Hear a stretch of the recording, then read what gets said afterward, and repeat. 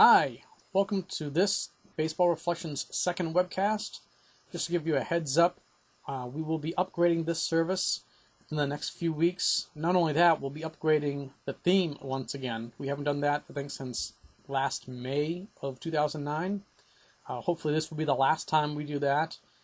It'll be a better reader-friendly site with categories kind of right up front beneath the featured section that rotates. So I hope you enjoy that. We're really excited about it. Last time we spoke in a webcast, which was our first one, we talked about the upcoming divisional series in the American National League. Well, this is about an hour, less than an hour before the first American League Championship Series against between the Yankees and the Rangers. The Rangers who won against the Rays, winning their first ever playoff series. So we're all excited about that. They celebrated in respect to Josh Hamilton, who, as we all know by now, has substance abuse issues. So instead of celebrating with champagne like they did when they won and earned the right to be in the playoffs, he changed and had no part of it. And I guess the team saw that and decided they were going to change things. They actually, instead of bringing out champagne, they brought out ginger ale, just so Josh can be a part of the festivities and the celebration. So we saw great pitching performances out of both leagues. We saw, in 2 outings, we saw Cliff Lee throw about 15 1/3 innings, striking out 20 batters in his 2 appearances. That game, or that series between the Rangers and the Rays, went to 5 full games out of the 5-game series. And C.J. Wilson combined with the rest of the staff in Game 2 against the Rays to shut out the Rays. Rays then came around and won the next 2 games in Texas. And obviously, as we know, Cliff Lee came back and pitched that second game, a complete game shutout, where he once again struck out, I believe, 10 or 11 batters. And what we saw in the National League, we saw, again, a whole lot of pitching. We saw the second ever complete game shutout thrown by a pitcher. That was from Doc Halladay, pitching now for the Philadelphia Phillies in his first ever playoff appearance. He wasn't as dominating with striking out batters like he normally does, but a no-hitter is a no-hitter. He was absolutely dominant in that performance. Then again in Game 3, the Phillies did sweep. They wound up sweeping the Atlanta Braves. The Cincinnati Reds. They swept the Reds, which no one expected, because the Reds were supposed to be the best hitting team in the National League. Although, if I think the Phillies were healthy all throughout the year, they probably would have given the Rays a run for their money, with the likes of Utley and Howard, Victorino and Worth, and Rollins, if Rollins was healthy. But as we saw, Cole Hamels pitched in Game 3. He, again, was dominant, much like he was in their championship year in 2008. And then we went over and we saw the Giants play the Braves. And we saw Tim Lincecum pitch a complete game shutout of his own, striking out, I believe it was 14 batters. Matt Cain pitched well. He lost in his game, and the rest of the staff pitched well as well. Pitched well also.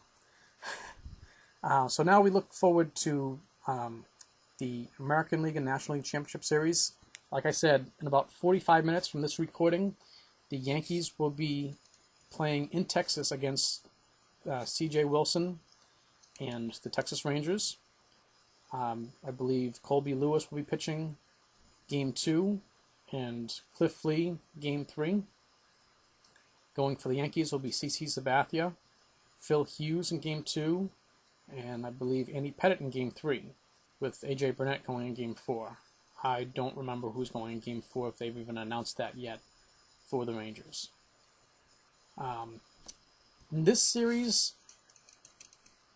I actually give the nod to, this is a tough one. I really think the Rangers are looking good. I think they have a better, more consistent pitching staff. They have youth on their side.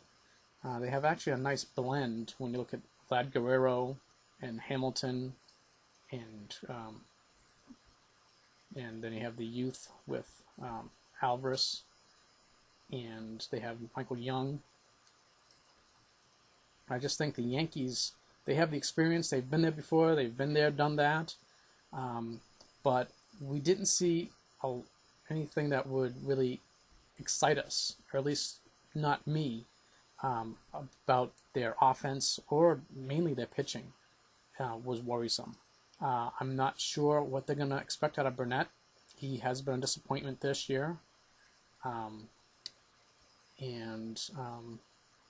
We'll see. We'll see if Pettit wins his 20th game. It's going to be a tough that'll be tough for him to do, going against Cliff Lee, who, like I said earlier, is like 7-1 in his first 8 starts in the playoffs. So that will be a good matchup, 2 lefties. But I think the reason why the Yankees swept the Twins was because they didn't have Scott Baker pitching, not healthy. They didn't have Kevin Slowey pitching. They really didn't have anybody to back up Liriano as far as the pitching staff goes. And then when you're missing someone who probably would have been a candidate for MVP, Justin Morneau, their first baseman, I think they were just really, really understaffed when it comes to pitching with injuries and with Morneau's concussion. So Yankees kind of got almost a free pass.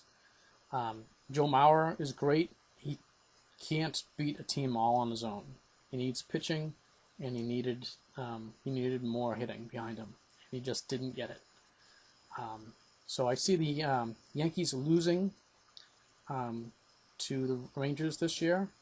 I just think the Rangers are on a roll. I think what Nolan Ryan has done with the pitching staff has just kind of morphed it into one that is younger, more able to pitch longer into the games than most. I mean, a good example of that is C.J. Wilson going from a closer last year into the starting rotation.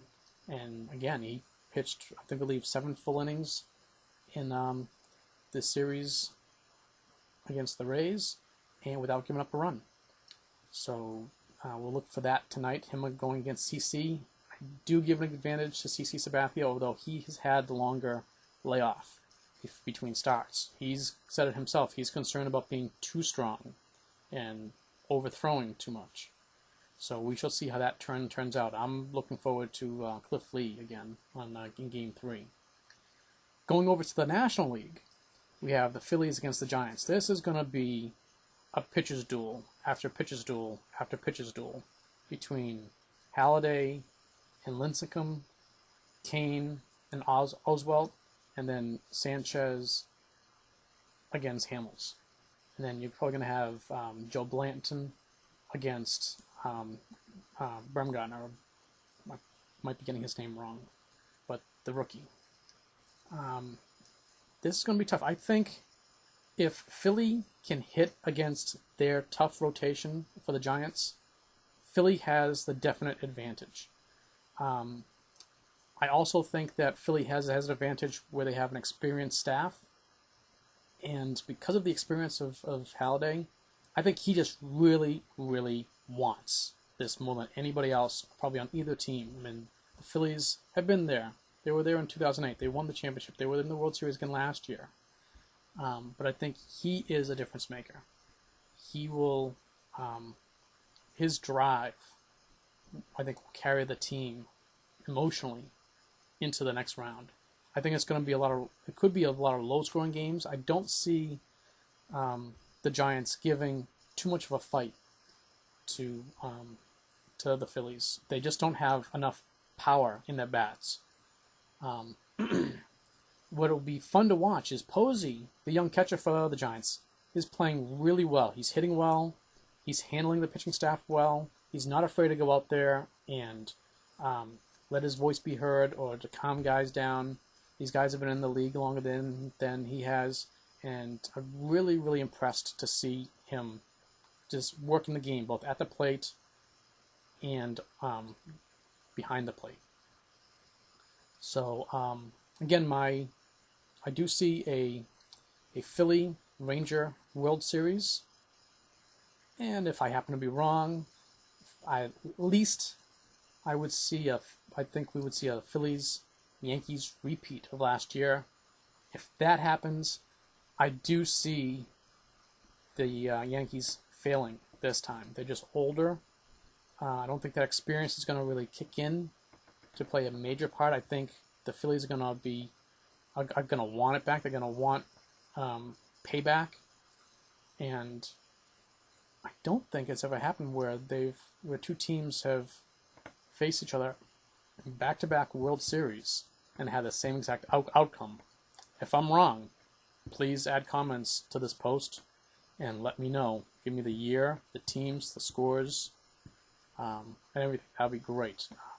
At the bottom of this post, the bottom of every post now, you will see a brand new program. It's right above, or might actually be partially covering, the submit button for comments. It's called Blurts. What it is you will have the ability to now put your voice and have an audio comment. You can record up to 30 seconds at a time, and believe me, that 30 seconds goes by. It can go by fast if you have a lot to say, or it can seem like it's taking forever if you don't have a lot to say. But don't worry about that. Have fun with it. Use it. Experience it. It's from a very new company called Blurts. Leave a lot of them. This should be a really fun tool for us and for other sites, and hopefully we're kind of using it in a beta format now. But we're really excited about it. We hope you are too. We hope you use it, and we hope you enjoy it. Until probably right before the World Series, this is our second webcast. Maybe by the World Series, we'll have our brand new webcast going on. That will be on UStream. So look for that in the coming few weeks or a month. Talk to you later. Have fun and enjoy these games. Thank you.